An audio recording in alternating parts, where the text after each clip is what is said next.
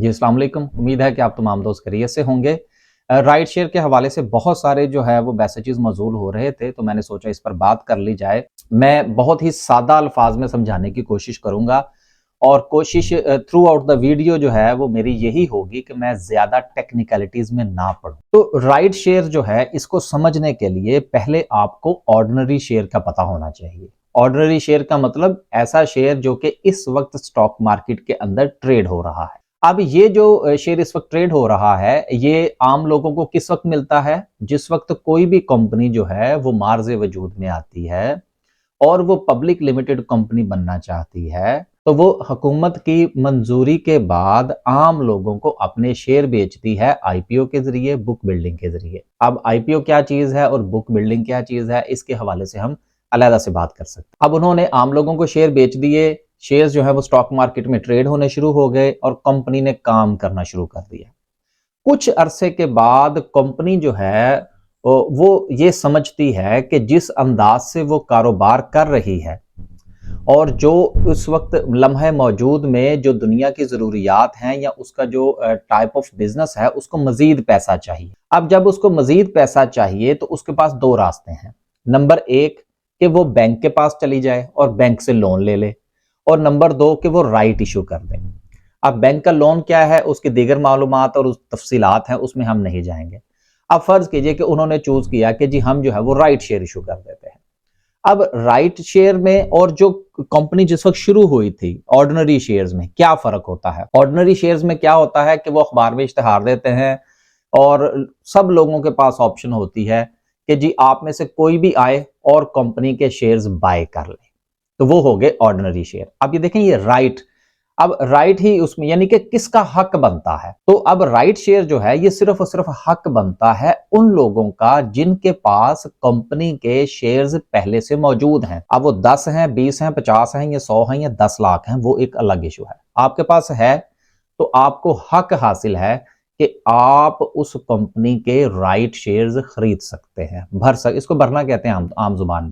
और फिर एक परसेंटेज सेट करती है, फर्ज कीजिए 10%, 15%, 25%, 30%, 200% तक भी, 5-5, 100% तक भी कंपनीज ने शेयर्स इशू किए हैं। अब फर्ज कीजिए कि एक कंपनी कहती है जी कि मैं जो है वो 35% शेयर इशू कर रही हूँ, या फर्ज कीजिए कि मैं 12% शेयर इशू कर रही हूँ। अब उसमें मुख्तलिफ रेशियोज होती हैं। अब बाज़-औक़ात तो वो इस तरह से शेयर्स की जो कैलकुलेशन है वो निकालते हैं कि अगर आपके पास एक शेयर है तो आप 10 राइट शेयर ले सकते हैं, और बाज़-औक़ात वो कहते हैं जी कि अगर आपके पास 10 शेयर्स हैं तो आप एक शेयर ले सकते हैं। तो ये प्रोपोर्शन जो है ये बाकायदा तौर पर तफसील से बयान कर दी जाती है, शेयर होल्डर को मुत्तला कर दिया जाता है कि किस प्रोपोर्शन के साथ राइट शेयर्स इशू किए जा रहे हैं। अब सवाल ये पैदा होता है कि जिसके हवाले से लोग ज्यादा पूछ रहे थे, ये तो मैंने राइट शेयर को थोड़ा सा एक्सप्लेन कर दिया। अब सवाल ये पैदा होता है कि अब राइट शेयर जो है वो जिस वक्त मार्केट में अनाउंस होते हैं तो उस वक्त कुछ शेयर्स जो हैं वो बूस्ट कर जाते हैं और कुछ का बेड़ा गर्क हो जाता है। अब ऐसी सिचुएशन में क्या करना चाहिए? देखिए, सबसे पहले तो आपको ये देखना चाहिए कि जिस कंपनी ने राइट शेयर्स इशू किए हैं वो कंपनी करती क्या है।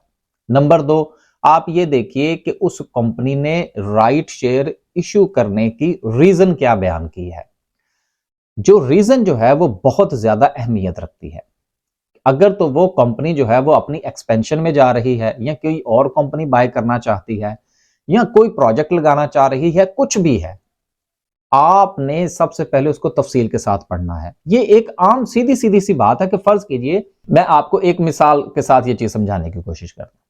फर्ज कीजिए कि एक बंदा है, उसने आगे आपसे कहा कि जी मुझे 1000 रुपया दें, मैंने कारोबार करना है, वहां से जो नफा नुकसान होगा मैं आपके साथ उसको शेयर करूंगा। आपने उसको 1000 रुपया दे दिया। अब उसने 1000 रुपये से जाके कारोबार शुरू किया और उसके बाद पता लगा कि जी वो 5 महीने हो गए इसने दिया ही कुछ नहीं, और वो जो काम उसने 1000 से शुरू किया था, इस मौजूदा दौर में या मौजूदा वक्त में उसकी जो वैल्यू है वो 1000 रुपये से कम होकर 800 रुपये रह गई है। और फिर कुछ दिनों के बाद वो बंदा दोबारा आपके पास आता है और आके कहता है जी मुझे 1000 रुपया और दें, तो मैंने ये काम करना है, इस काम को बढ़ाना है। अब आप मुझे ये बताइए, कॉमन सेंस है, बिल्कुल सादा अल्फाज में समझने की कोशिश करें आप, कि क्या आप उसको और पैसे देंगे? मैं तो नहीं दूंगा कम से कम। कि यार तुमसे जो पहले पैसे दिए थे तुमने उसी का बेड़ा गर्क कर दिया है, वो गुज़िश्ता 4-5 महीने से मैं इंतजार कर रहा हूं, तुमने कुछ नहीं दिया, तो लिहाजा मैं तो और पैसे नहीं दूंगा, पहले अपनी परफॉर्मेंस शो करो। This is the point. एक सोच ये होनी चाहिए। देखिए स्टॉक मार्केट जो है ना, ये फिशू फिशू फिशू चलती है, ऊपर नीचे दाएं बाएं भागती पड़ती है और आप उसके पीछे पीछे फिरते हैं।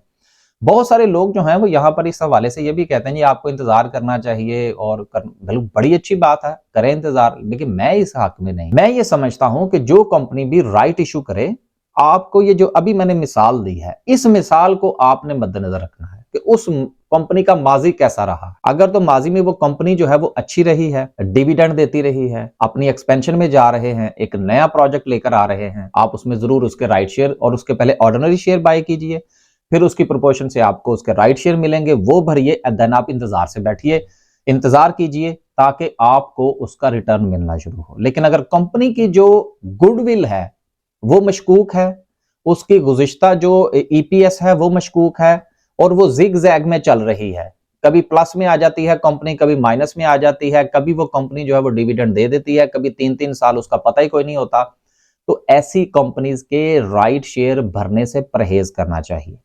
और अगर ऐसी कंपनीज जो हैं वो राइट शेयर्स इशू कर दें तो या अनाउंस कर दे, तो उससे पहले पहले उस शेयर में से निकल जाना चाहिए। तो ये मैंने बड़े सादा अंदाज में आपको जो है वो थोड़ा सा बताने की कोशिश की है कि राइट शेयर होते क्या हैं, क्या ये राइट शेयर वाली कंपनीज के शेयर खरीदने चाहिए या नहीं खरीदने चाहिए। अगर अभी भी आपका सिर्फ राइट शेयर्स के हवाले से कोई कंफ्यूजन रह गई है तो कमेंट वगैरह कर दीजिएगा, मैं इंशाल्लाह मजीद इस पर बात करने की कोशिश करूंगा। अल्लाह हाफिज।